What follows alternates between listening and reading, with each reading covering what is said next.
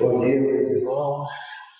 Graças a Deus, aqui estamos nós, mais uma vez, para participarmos dos ensinamentos da doutrina espírita. Hoje, dando continuidade ao estudo, vamos tratar da vida em família. Inicialmente, como é de praxe, vamos começar fazendo a prece.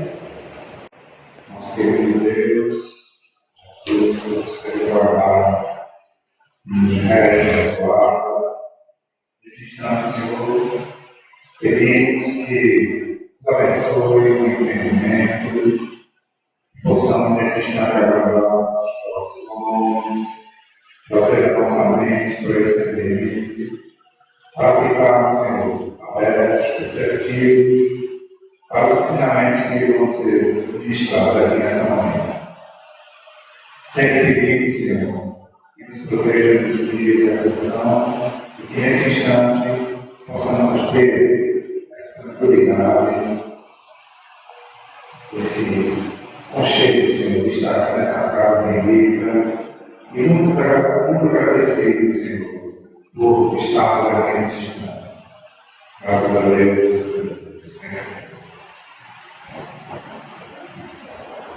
Bom, meus irmãos, com essa prece, suplicando sempre a Jesus a sua assistência, a sua orientação, desejamos que todos nós possamos tirar o melhor proveito possível dos estudos da manhã de hoje. Antes de entrarmos na nossa temática propriamente dita, vamos ler um pequeno trecho do Evangelho segundo o Espiritismo, lá do capítulo 14, nos itens de 5 a 7.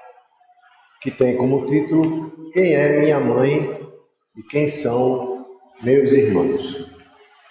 Começa o texto no item 5 dizendo: E tendo vindo para casa, reuniu-se aí tão grande multidão, que eles nem sequer podiam fazer sua refeição. Sabendo disso, vieram seus parentes que se apoderaram dele, pois diziam que perdera o espírito. Entretanto, tendo vindo sua mãe e seus irmãos, e conservando-se do lado de fora, mandaram chamá-lo. Ora, o povo se assentaram em torno dele, e lhes disseram: Tua mãe e teus irmãos estão lá fora, e te chamam. Ele lhes respondeu: Quem é minha mãe e quem são meus irmãos?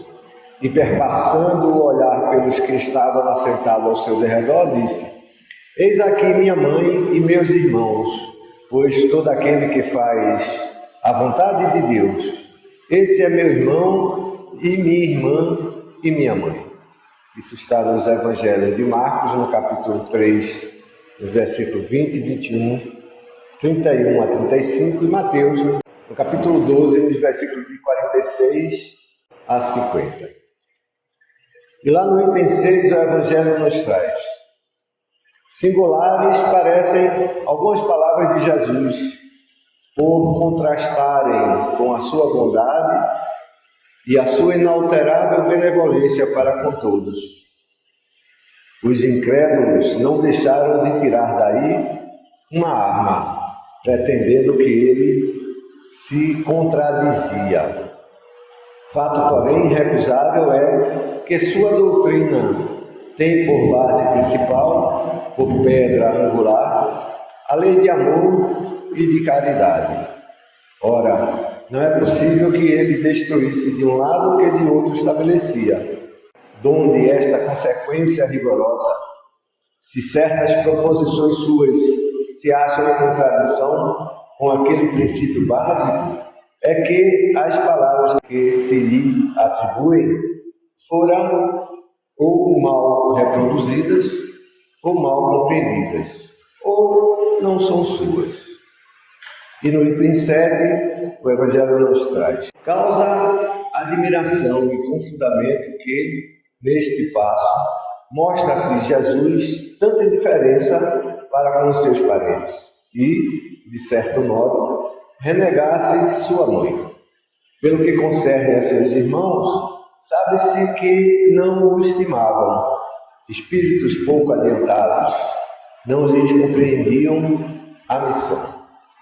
Tinha por excêntrico o seu proceder e seus ensinamentos, e não os tocavam, tanto que nenhum deles os seguiu como discípulo. Disse-ia, mesmo que partilhava até certo ponto das prevenções de seus inimigos, porque é fato, em suma, é que o acolhiam mais como um estranho do que como um irmão, quando aparecia a família. João diz positivamente que eles não lhes davam crédito. Quanto à sua mãe, ninguém ousaria contestar a ternura que lhe dedicava. Deve-se, entretanto, convir igualmente em que também ela não fazia ideia muito exata da missão do filho, pois não se vê que ele tenha seguido os ensinos, nem dado o testemunho dele, como fez João Batista. O que nela predominava era a solicitude maternal. Supor que ele haja renegado sua mãe fora desconhecer-lhes o caráter. Semelhante ideia não podia encontrar guarida naquele que disse: honrai a vosso pai e a vossa mãe. Necessário, pois, se faz procurar outro sentido para suas palavras, quase sempre envoltas no véu da forma alegórica. Ele, nenhuma ocasião, desprezava de dar um ensino. Aproveitou, portanto, a que lhe deparou com a chegada de sua família para precisar a diferença que existe entre a parentela corporal e a parentela espiritual. Palavras do Evangelho para a nossa reflexão inicial da manhã de hoje. Muito bem. E com isso dito, nós começamos a nossa temática da manhã de hoje, onde, como primeira pergunta, nos é feito o seguinte questionamento: o que é família? É esse entendimento que a gente vai buscar em nós inicialmente. Quem gostaria de começar dizendo, colaborando conosco, o que vem a ser a família? Bom dia, gente. Família é a união de espíritos que estão ali para aprender, para, como eu digo, para subir o degrau na sua formação, para compreender o outro, para que o outro trabalhar tudo, trabalhar o perdão, a paciência. Para mim é isso, a família é isso, trabalhar o amor. Porque eu penso muitas vezes, eu digo, meu Deus, será que essa pessoa que está aqui do meu lado foi uma pessoa que outras épocas me fez tanto mal e hoje a gente está aqui seguindo junto? Para mim é isso, é um processo de evolução. Muito bem. Obrigado, Cátia. Então, a maior prova de que nós dependemos um do outro começa dentro de casa, da família, que o homem não nasce só, nasce já dependendo do outro, recebendo e doando alguma sorte de sentimentos e de impressões. Então vejamos a continuação, definindo o que é família. A família apresenta-se como uma sociedade em miniatura, que lhe garante o status de berço da civilização. Então é isso. Família nada mais é do que o berço, de onde tudo começa, das nossas civilizações.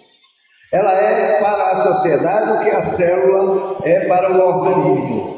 Mantém sua individualidade e autonomia, mas interage com a outra em constante interdependência. Ou seja, é um organismo coletivo que um depende do outro. Essa definição está na obra As Leis Morais na Atualidade, do nosso irmão Cristiano Tosh. Ok? Alguém quer dizer alguma coisa mais a respeito? Muito bem. E qual o significado de família para o Espiritismo?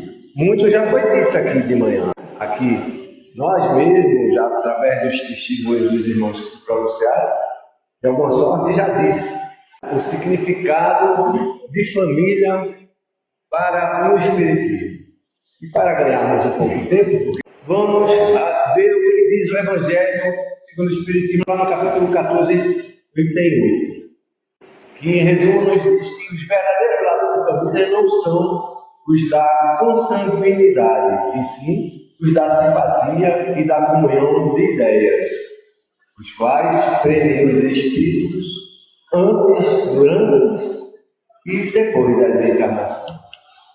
Então é isso que nos traz a doutrina dos Espíritos, lá no capítulo 14, 38, do Evangelho segundo o Espiritismo, que nós não vamos ler todo, porque é bastante extenso, né?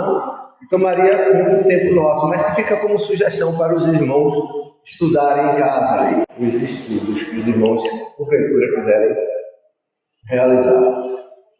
Então, sendo assim, pode haver diferentes tipos de família. Não existe só um gênero de família. Existem vários tipos de família. Lá na questão 774 do Livro dos Espíritos, ele nos trazem que os laços sociais são necessários ao progresso e os de família mais apertados tornam-os primeiros. Diz Deus que, por essa forma, os homens aprendessem a amar-se como irmãos. Ou seja, a sociedade é formada por diversos gêneros de famílias que interagem entre si, cada um com suas características, com suas condições, com suas inteligências, com suas particularidades, que um transmite, de certa forma, ao outro as suas percepções e assim possibilita o desenvolvimento do organismo social. Lá na questão 774, do Livro dos Espíritos, Kardec questionou a espiritualidade da seguinte forma: há pessoas que, do fato de os animais, ao cabo de certo tempo, abandonarem suas crias, deduzem não serem os laços de família entre os homens mais do que resultado dos costumes sociais e não efeito de uma lei da natureza. Que devemos pensar a esse respeito? Ou seja, Kardec, de outra forma, perguntou à espiritualidade superior que a condição que nós damos aos nossos filhos de atenção, de carinho, de respeito, de sentimento, nada mais é do que um hábito adquirido. Dando, por exemplo, que algumas pessoas veem o comportamento dos animais de forma totalmente diversa. O que pensar a esse respeito? Será que os homens estão certos em agir do jeito que são? Ou será que a natureza dos animais é mais apropriada à realidade existencial? É isso que Kardec questionou a espiritualidade. Então, quem está certo? Bem rapidinho. Os homens ou os animais? Na nossa concepção. Quando a gente vê os animais abandonando suas crias, simplesmente porque já percebem naturalmente que eles já atingiram uma determinada condição de sobreviverem sozinhos e progredirem. Ou os homens que cuidam em demasiados cuidados às vezes as suas crias, os seus filhos. Nós temos notícias de que os filhos já maduros, já velhos inclusive, e até mesmo os pais depois do desencarne, continuam preocupados, tensos, presos aos seus filhos.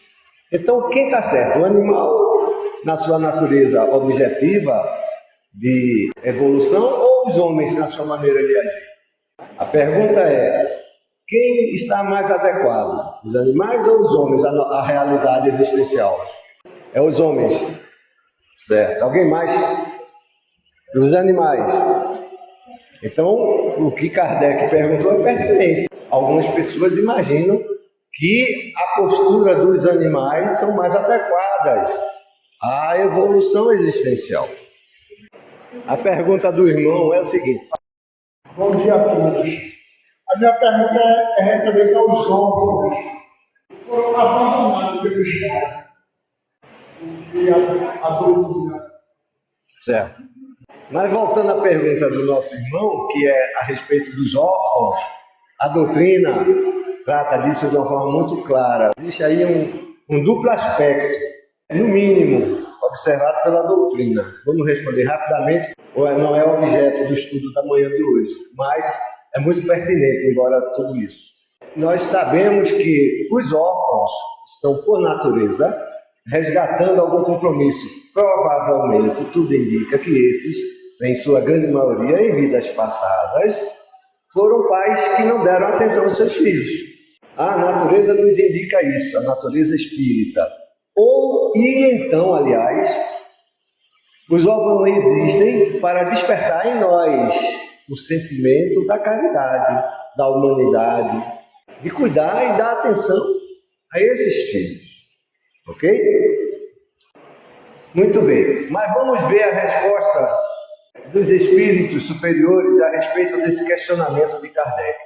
Nos diz lá no Livro dos Espíritos que diversos dos animais é o destino do homem. Por que então querem identificá-lo como estes? Ou seja, a espiritualidade põe logo de cara a nós, para que nós possamos entender que o destino dos animais é diferente dos homens. Então não dá para comparar a atitude, por mais natural que seja, do animal com o homem. Vejamos a continuação da resposta. Há no homem alguma coisa mais além das necessidades físicas. Há a necessidade de progredir. Não só a necessidade, mas a consciência. Nós trazemos latente em nós a necessidade de desenvolver, de conquistar alguma posição melhor. E sentimentos diferentes dos animais. Os laços sociais são necessários ao progresso e os de família são mais apertados. Tornam os primeiros. Eis porque os segundos constituem uma lei da natureza. Ou seja, é a espiritualidade nos dando notícia que os laços sociais que nós convivemos e que nós nos relacionamos é uma lei da natureza. O homem vive e precisa da relação social para progredir. Então é da lei. E nas famílias, esses laços, pode-se dizer, que são mais apertados ainda, ou seja, são mais próximos. Se a sociedade interliga as criaturas, a família os torna bem próximos mais ainda. Está claro isso? Continua o Espírito de Verdade dizendo: quis Deus que, por essa forma, os homens aprendessem a amar-se como irmãos.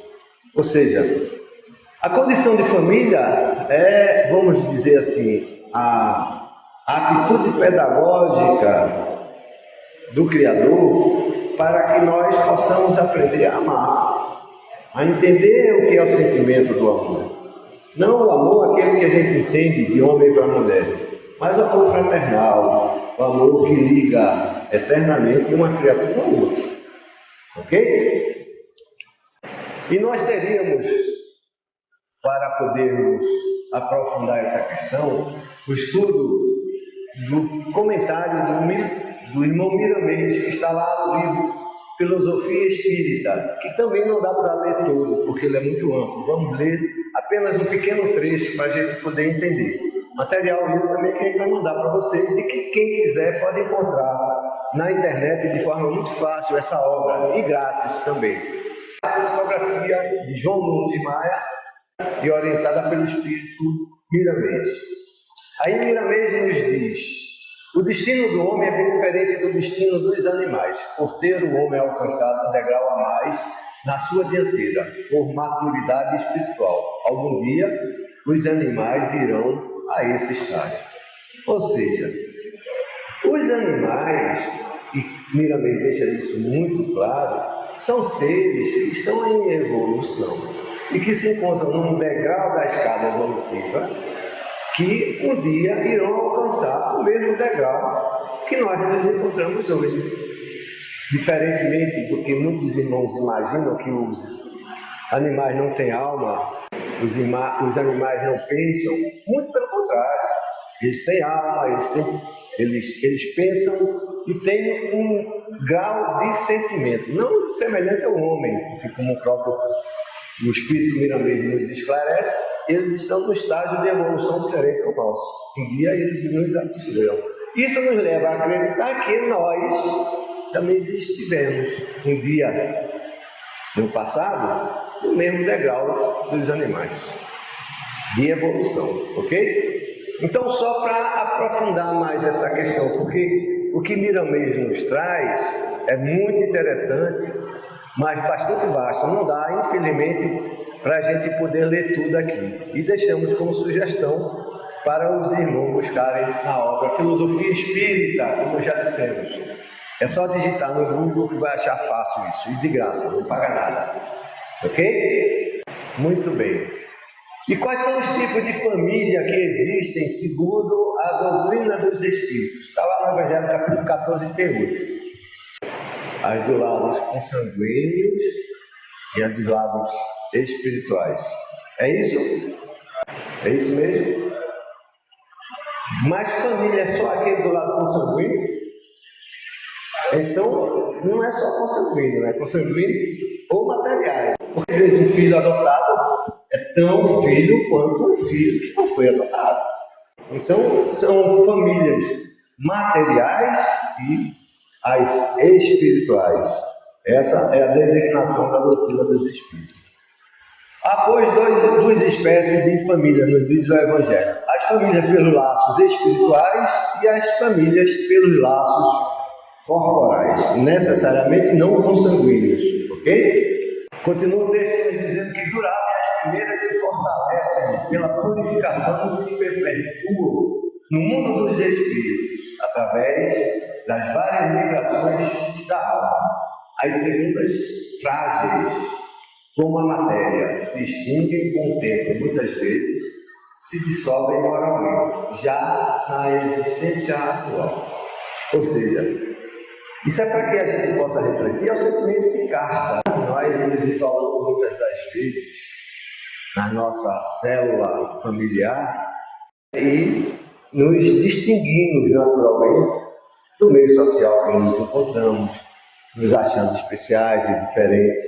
Nada contra esse sentimento, entretanto, é preciso ter-se a consciência de, até porque você foi conduzido a essa célula social, para aprender a amar aqueles. Então, de certa forma, você está compensando no excesso que eventualmente de sentimento você dedica a essa família, o sentimento que faltou em outras vidas, ou a prova que você está exercitando naquele momento existencial.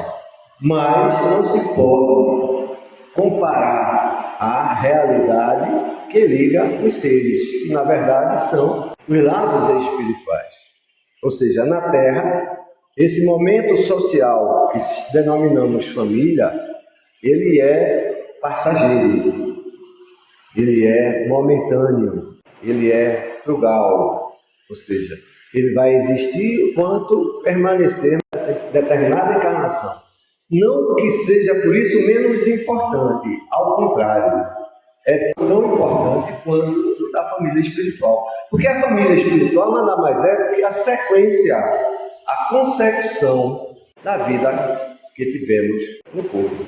E a família também. A família do corpo apenas nos traz da espiritualidade para fazermos os ajustes que nós precisamos realizar para que na espiritualidade possamos aí sim existenciar ou vivenciar a verdadeira condição de família. Que de fato somos todos uma única família. Ok? Está claro isso? Muito bem. E o que os pais transmitem aos filhos? Já que nós estamos juntos como familiares, e aí independe de ter sido consanguíneo ou não. O pai tem o mesmo sentimento, a mesma obrigação pelo filho adotado, que um consanguíneo. E o que esses transmitem aos filhos? O que são? Pais e mães. A doutrina dos Espíritos nos esclarece que são apenas o corpo e as semelhanças físicas. No caso dos filhos adotados, de fato, o que o homem transmite aos seus filhos são só os seus caracteres físicos. O corpo deriva do corpo, mas o espírito não procede do espírito. Está lá no Livro dos Espíritos, nas questões de 203 a 207. E as semelhanças morais que existem entre pais e filhos, como se explica? Mas note bem, embora exista sempre uma afinidade que os liga entre famílias, sejam convergentes ou divergentes, porque é preciso lembrar que há afinidades divergentes. E o que ele está nos perguntando é o seguinte: as semelhanças morais, ou seja, comportamento, atitudes, valores comportamentais que existem de forma semelhante, que necessariamente existem. Não precisa ser convergente, pode ser divergente. Ou seja, um pai irritadiço, amoral, pode transferir esses mesmos comportamentos para o filho. Entretanto, nós temos notícias que mesmo pais irritadiços e amorais, há filhos que não são, que são compenetrados, que são educados, que são calmos, convivem com aquele pai, com aquela mãe, sabendo da realidade deles. Um ensina o outro, não é isso? Isso está lá no livro dos Espíritos, na questão 207A, onde Kardec questionou da seguinte forma a espiritualidade: de onde se originam as parecenças morais que costumam haver entre pais e filhos? Ou seja, parecença é aquilo que se parece. É que uns e outros são espíritos simpáticos e que reciprocamente se atraíram pela analogia dos pendores. Então, é importante diferenciar sintonia daquilo que os espíritos nos dizem ou se referem a essa resposta como espírito simpático, que reciprocamente se atraíram por serem parecidos. Porque dois espíritos irritadíssimos nem sempre são sintônicos. Se todos os dois são irritadíssimos, tudo indica que eles vão se afastar. Ou não? Não é fato? No entanto, eles vêm para a mesma família. Por quê? Para poderem juntos se ajudarem a se melhorar. Estão lá pela condição simpática, quer seja de valores morais ou de compromissos adquiridos em outras existências. Não necessariamente da mesma família, mas em outras realidades. Muito bem. Então, assim, é importante entender que a família une aqueles seres que são simpáticos em condições sintônicas, que podem ser convergentes ou divergentes. Sintonia nem sempre significa a mesma condição de aproximação ou de ligação. Há, insisto, a condição sintônica de comportamento negativo que afasta. E há a condição de simpatia em valores sintônicos que aproxima.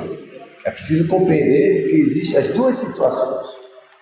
E o que o Espiritismo nos ensina sobre o amor materno? Está lá na questão de número 890 e 891.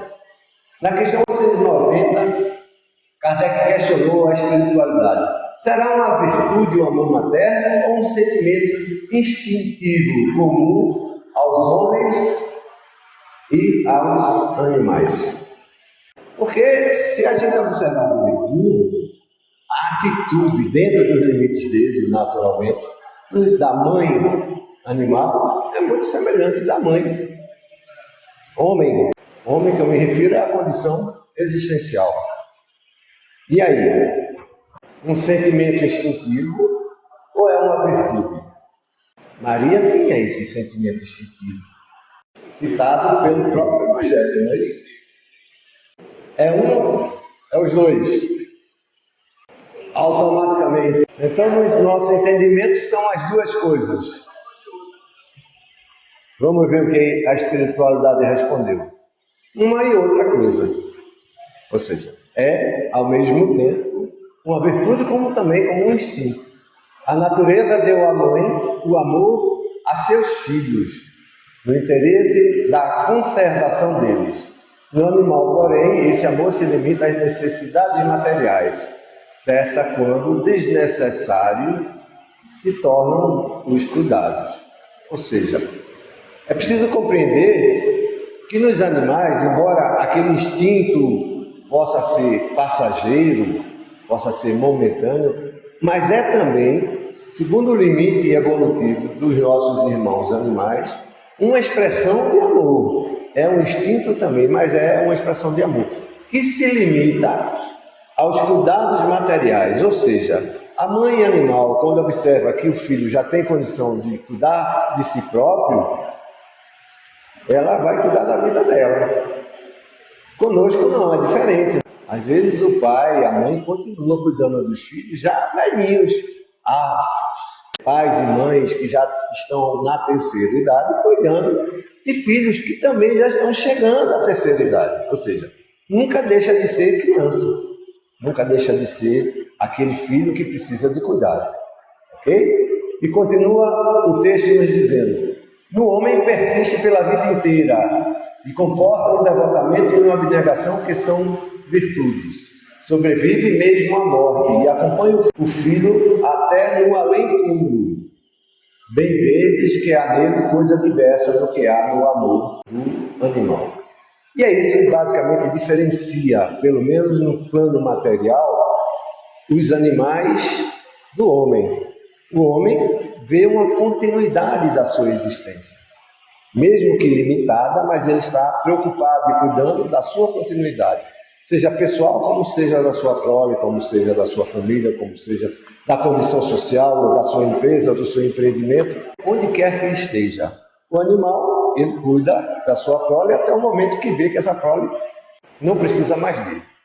E muitas vezes, o homem, mesmo no além-túmulo, como bem diz o texto, continua lá do outro lado preocupado com a realidade eventual que possa tocar os filhos que ficou no plano material.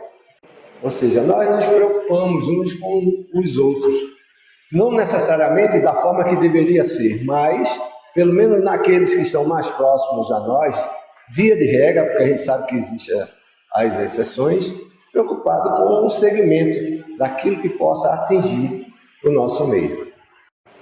Na questão 891, Kardec perguntou: estando na natureza o amor materno, como é que há mães que odeiam filhos e não raro desde a infância destes?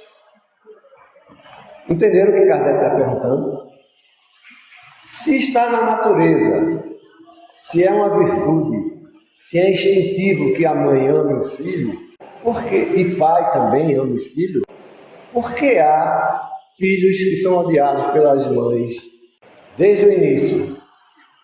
Porque há casos de mães, e isso já começa na barriga, quando aqueles excessos de vômito, não é porque ela está grávida não, porque está rejeitando. A gente sabe disso. Os vômitos durante a infância da criança que vai se desenvolvendo, aquela forma de repeli-lo, muitas das vezes a preferência de um filho em relação ao outro, a gente sabe que existe.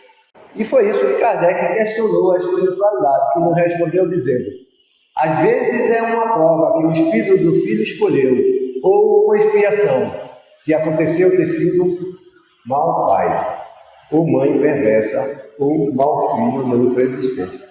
Ou seja, a criatura pode em vidas passadas ter sido um mau pai, e que vai experimentar como expiação a condição de ter um pai ou uma mãe que não gosta tanto dele como deveria gostar, até como expiação. E muitas das vezes se encarna em família onde os pais são velhos inimigos, que tem como prova não a oportunidade de se vingar, não, é justamente o contrário, a oportunidade de se amarem e de se ajudar uns aos outros. Esse é o propósito divino, esse é o destino da relação interhumana. Nós estamos aqui para aprendermos a nos amarmos. É isso que nos diferencia da condição animal. O animal está cuidando da sua sobrevivência material. Nós estamos nos preparando para a vida espiritual. E continua o texto dizendo: em todos os casos, a mãe não pode deixar de ser animada por um mau espírito que procura criar embaraços ao filho, a fim de que sucumba na prova que buscou. Essa violação das leis da natureza, porém, não ficará impune e o espírito do filho será recompensado pelos obstáculos que há triunfado. Ou seja, nada passa desapercebido.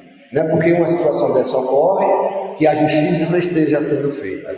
Tudo indica que mais na frente vai haver a necessidade, ou vai acontecer fatalmente, a condição de um reajuste próximo. Porque há filhos ingratos que não correspondem ao amor maternal. Responde lá no Evangelho segundo o Espiritismo, capítulo 14, item 9, dizendo: quando deixa a terra, o Espírito leva consigo as paixões ou as virtudes inerentes à sua natureza e se aperfeiçoa no espaço, ou permanece estacionário até que deseje receber a luz. Muitos, portanto, se vão cheios de ódios violentos e de insaciados desejos de vingança. Por fim, após anos de meditação e preces, o espírito se aproveita de um corpo em preparo na família daquele a quem detestou.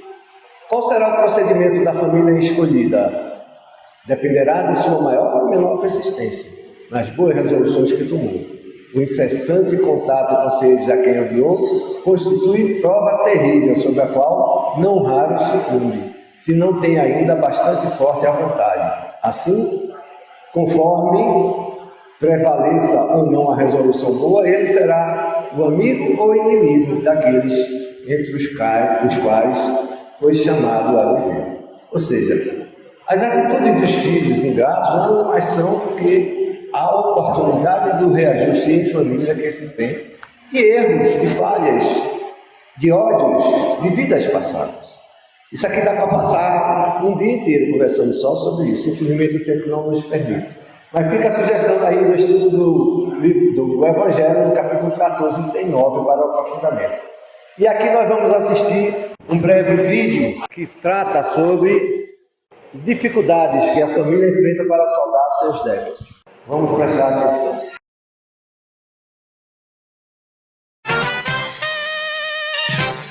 Então, gostou do nome? Claro, Feli, tá muito legal. Você sempre soube escolher nome, né? Então, Bárbara, esses aqui vão ser os seus pais na próxima encarnação.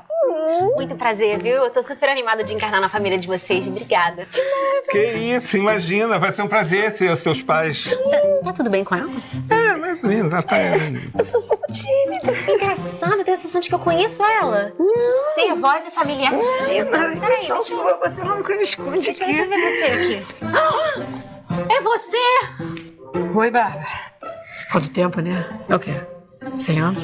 107 anos, 8 meses e 5 dias que você me envenenou pra ficar com meu marido. Menina, o que a gente não faz por causa de um crush, né? Pois é, mas acontece que você era minha mãe, a pessoa que eu mais confiava e fez tudo isso por causa de homem. Não seja injusta com a mamãe. Eu fiz isso por causa de dinheiro. Ele era rico, né? Não deu... Eu não vou reencarnar nessa família, não, de jeito nenhum. Calma, Bárbara. Vai ser legal pra vocês. Confia em mim. Como é que eu vou ter paz reencarnando na casa de uma assassina? Casa não, barraco, né? Até porque a gente vai reencarnar bem pobre, né? Ela precisa espiar alguns roubos que ela cometeu em vidas passadas, hein? Esses são joguinhos pequenininhos. Onde coisa linda. Muito mamãe que apertada bonitinha. Me tira daqui, pelo amor de Deus. Calma, Bárbara. Quando vocês voltarem pra Terra, não vão lembrar de nada disso. Amiga, você tá me jogando no ninho da cobra de olhos vendados. Olha, vocês capricharam na minha mentora, viu? Mas é por isso que vocês não vão lembrar de nada. Ela tá arrependida. Pediu muito a chance de voltar a ser sua mãe para fazer as coisas direito. Reatar os laços de amor, Bárbara. Como isso seria possível se vocês lembrassem de tudo? Você já ia chegar na defensiva e não ia dar oportunidade para uma nova história. Você sinceramente acha que ela tá arrependida? Tô, minha filha. Você não sabe como eu sofro só de lembrar a maldade que eu fiz com você.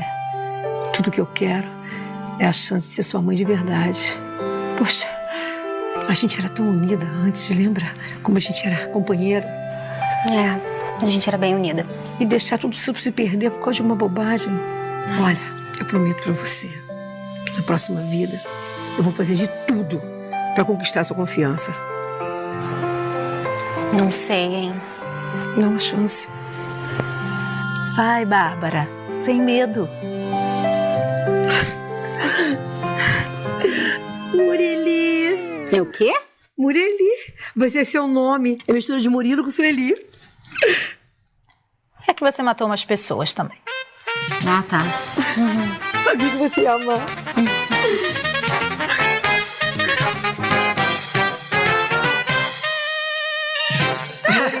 Pois é, Murili Loeni parece Loeni. É, mas é tipo Loeni, né? Loeni é junção de nome também, né? Ah, é? Qual é a É gera? junção de Paulo com Eni. Tem seus pais? Meus pais. Loeni. Loeni. Olha que Nossa. bonitinho. Mas Loeni ficou bonito, né? Se fosse eu, por exemplo, ia ser Marquise. Porque meu pai é Marco e minha mãe é Denise.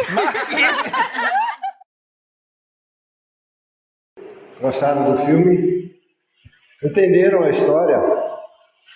Ficou aí bem caracterizado aquilo que nós lemos anteriormente do Evangelho, lá no capítulo 14. E do que nós comentamos durante toda a manhã, praticamente. Os pais eram inimigos da filha que ia ser recebida como filha no corpo de carne. E a filha queria conhecer os pais com quem ia reencarnar. Em ambas as situações, um agrediu o outro e estavam tendo a oportunidade de se reencontrarem com o propósito de não vingar, não de pagar débito, não, de aprender a amar. Porque esse é o nosso propósito. Nós estamos encarnados com o propósito de aprendermos a nos amarmos. Só que nós ainda estamos distantes do entendimento apropriado do significado da palavra amor. Nós estamos ainda voltados muito para a condição do ego, o meu, que me pertence, aquilo que me é adequado, aquilo que é oriunda de mim, aquilo que vem para mim. Ou seja, normalmente, via de regra, é isso que nos move. E nós estamos justamente encarnados para aprendermos a compreender, ou pelo menos começar a compreender, que todos nós estamos ligados necessariamente um com o outro. No dia que nós começarmos a entender que é a interação pessoal, o propósito maior da sociedade, e que todos necessariamente dependem um do outro, nós vamos começar a dar os primeiros passos para entender o sentido da palavra amar. Não é só cuidando dos meus filhos que eu vou evoluir, é cuidando dos filhos de Deus, que a rigor somos todos nós. Esse é o primeiro sentimento que eu preciso começar a tentar aprender. E é isso que foi nosso Senhor. Para aprender a amar sem perdoar, não existe. Então, o aprendizado do amor subentende-se o perdão, a compreensão da condição que existe, que a pessoa ou a criatura entenda de que não vai ser alimentando ódios passados, que é justamente o passado que a gente precisa começar a fazer diferente, que vai mudar a situação do ódio. Que em busca do amor, sem o perdão do passado, não existe. Não é assim? Qual é, afinal, a missão dos pais em relação aos filhos? Está lá no Livro dos Espíritos, nas questões 208, 210, 892 e 583. Na questão 582, nos dizem os Espíritos que Deus colocou o filho sob a tutela dos pais a fim de que estes o dirijam pela senda do bem e lhes facilitou a tarefa, dando àquele uma organização débil e delicada que o torna propício a todas as impressões. Ou seja, é condição fundamental aos pais orientar seus filhos no caminho do bem. Tanto que Deus proporcionou-lhe uma oportunidade que os filhos nascem em condições frágeis, carentes, de fácil aceitação das eventuais orientações que vai se receber. Na questão 208, Kardec perguntou: nenhuma influência exercem os espíritos dos pais sobre o filho depois do nascimento deste? Ou seja, o espírito do filho não recebe nenhuma influência depois do seu nascimento? É isso que Kardec perguntou. Ao contrário, nos diz a espiritualidade, bem grande influência exercem, conforme já dissemos. Os espíritos têm que contribuir para o progresso um dos outros. A gente tem que ser bem objetivo por conta da hora, não vai dar tempo para a gente aprofundar, mas dentro do possível a gente vai comentar. Ou seja, a espiritualidade está dizendo em outras palavras, que nós nos devemos, literalmente, nós nos devemos uns aos outros. É obrigação nossa, é necessidade nossa ajudar um ao outro. Então, quando a gente está ajudando alguém, a gente não está fazendo favor a ninguém. A gente está simplesmente cumprindo um papel que nós fomos destinados a realizar. Proporcionar aquilo que você pode proporcionar, aquilo que você gostaria de receber. Ou seja, por sermos um ser coletivo, interdependentes, necessariamente temos não só a necessidade, mas a obrigação de realizar essa tarefa, naturalmente, segundo as possibilidades de cada um, e sobretudo de entendimento. Fazer isso forçado, de forma aparente também, por mais válido que seja, nem sempre é adequado, porque você está forçando a sua natureza. Não é porque seja também da sua natureza que você vai dar as costas e ir embora, mas tentar se trabalhar, tentar se esclarecer e compreender a essa necessidade. Pois bem, continua a espiritualidade. Os espíritos dos pais têm por missão desenvolver os de seus filhos pela educação. Constitui isso uma tarefa, tornar-se-ão culpados se vierem a falir no seu desempenho. E aí cabe dizer que não é porque o filho não quis, porque também há casos em que os filhos não aceitam, não querem saber das orientações. E os pais se tornam culpados não porque simplesmente os filhos faliram, porque se o pai fez o que pôde e o que esteve ao seu alcance para o bem e para o desenvolvimento de seus filhos, esse fez a sua missão, esse cumpriu. Naturalmente, o verdadeiro pai, a verdadeira mãe não vai ficar feliz com tal situação e ver um filho falir. Mas, perante Deus, esse cumpriu sua tarefa. No que pese, tudo indica que pós o túmulo, e é isso que nos diferencia dos animais, continuaremos com aquele sentimento de busca de reparação ou de modificação daquela situação vivida. Ok? Na questão 210, Kardec questionou a espiritualidade. Pelos seus pensamentos e preces, podem os pais atrair para o público em formação do filho com bom espírito de preferência a um inferior? Kardec está perguntando se os pais podem solicitar, pelo pensamento, pelas suas preces, ver um filho mais evoluído, não um bonzinho, que não dê tanto trabalho para a gente. A espiritualidade respondeu, não, mas podem melhorar o espírito do filho que ele nasceu e está confiado. Esse é o dever deles. Os maus filhos são uma prova para os pais. Então, note bem, é muito claro o que a espiritualidade nos diz. Você pode até pedir, mas nós vamos receber os filhos que nos é necessário a nossa evolução e a que nos é possível a evolução deles. E o que estão ligados em condições semelhantes de necessidade de evolução. Não existe um acaso na programação divina. Não existe uma situação ocasional, porque aqui eu penso assim, eu vou... Não é bem assim. Tudo está interligado em raízes bem mais profundas ligadas ao passado. Na questão 583, Kardec perguntou: são responsáveis os pais pelo transviamento de um filho que envereda pelo caminho do mal, apesar dos cuidados que eles dispensaram? Percebem que é parecido com aquilo que a gente comentou.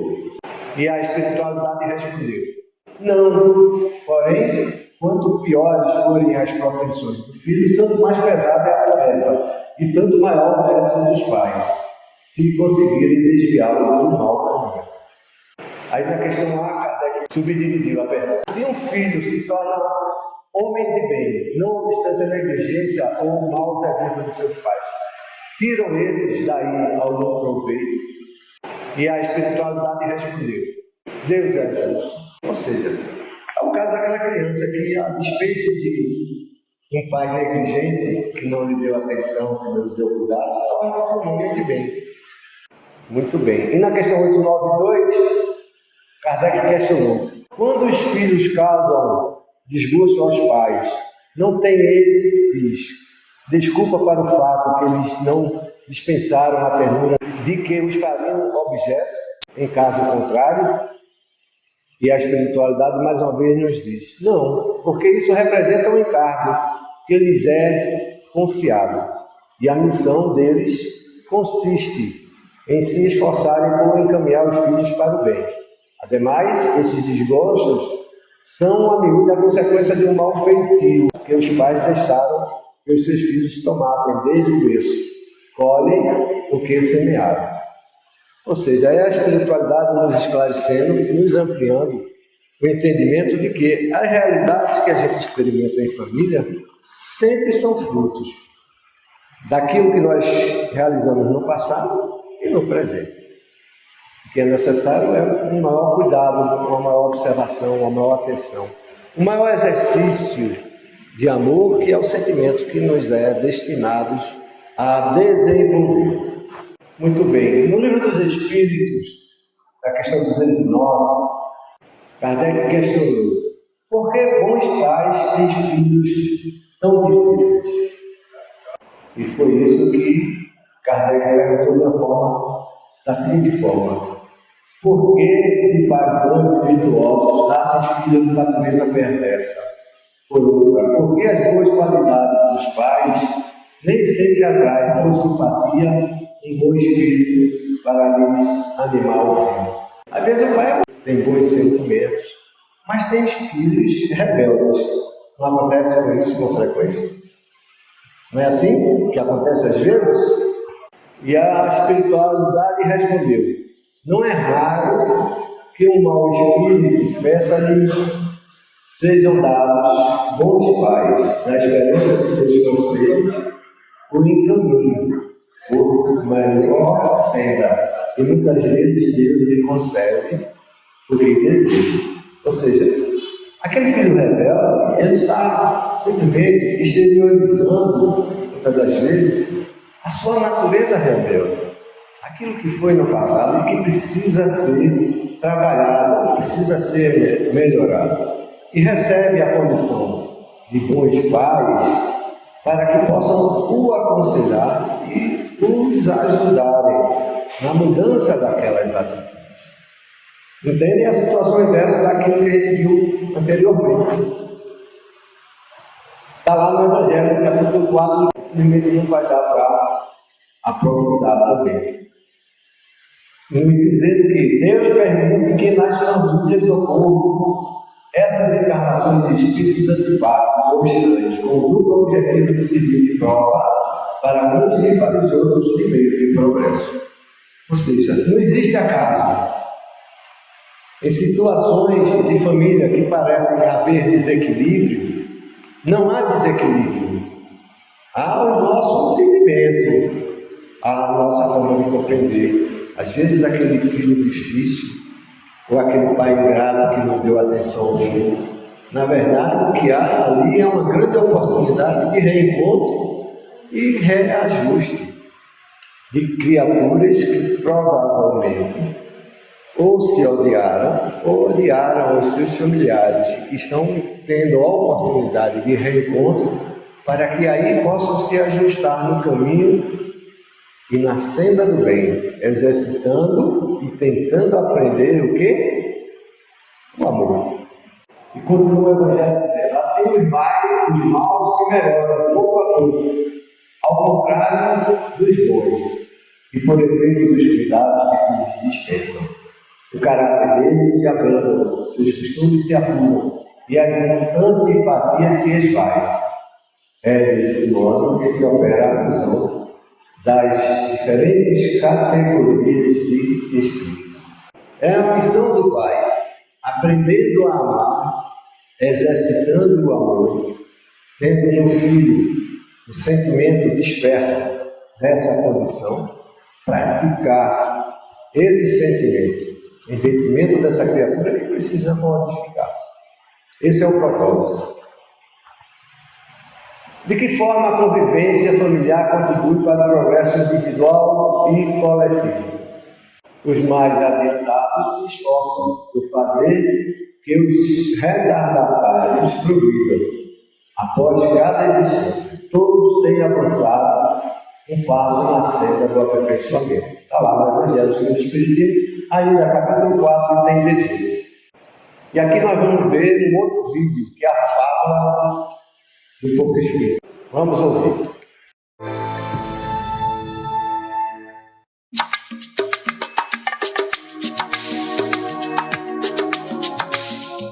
Você já ouviu falar da fábula do porco-espinho? Durante a era glacial, muitos animais morriam por causa do frio. Os porcos-espinhos, percebendo a situação, resolveram se juntar em grupos. Assim se agasalhavam e se protegiam mutuamente. Contudo, os espinhos de cada um feriam os companheiros mais próximos, justamente os que ofereciam mais calor. Então decidiram se afastar uns dos outros, mas começaram de novo a morrer congelados. Então tiveram que fazer uma escolha. Ou desapareciam da terra, ou aceitavam os espinhos dos companheiros. Com sabedoria, decidiram voltar a ficar juntos. Aprenderam, assim, a conviver com as pequenas feridas que a relação muito próxima podia causar, já que o mais importante era o calor do outro. E assim sobreviveram. Moral da história: o melhor relacionamento não é o que une pessoas perfeitas, mas aquele onde cada um aprende a conviver com os defeitos do outro e admirar suas qualidades.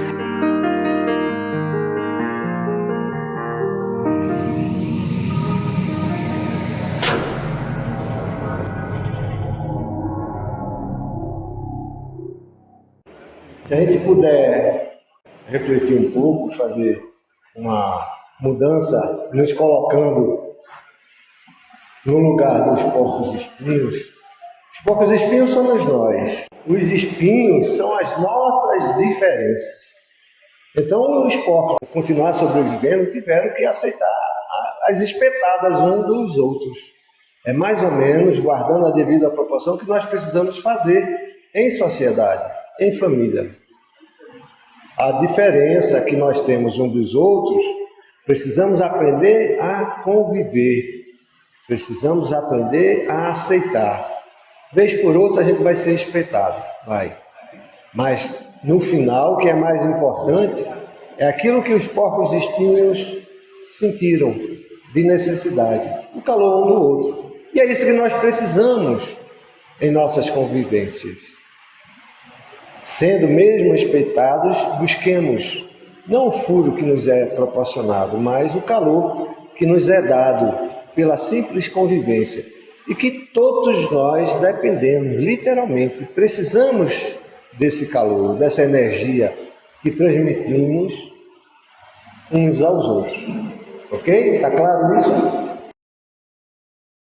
E vamos, como no início, fecharmos os nossos olhos, mentalizarmos a doce figura do Mestre Jesus e lhes agradecer. Graças te damos, Senhor Jesus, por mais essa feliz oportunidade de hoje pela manhã aqui estarmos, tentando aprender um pouco mais dos teus sublimes ensinamentos de luz, de amor e de vida eterna.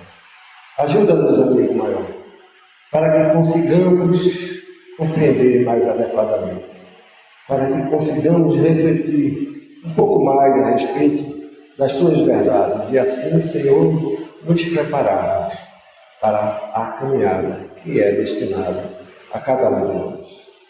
E assim, Mestre amado, uma vez mais agradecendo por tudo, suplicamos o teu consentimento para, em teu nome, finalizarmos os nossos estudos da manhã de hoje. Muita paz para todos.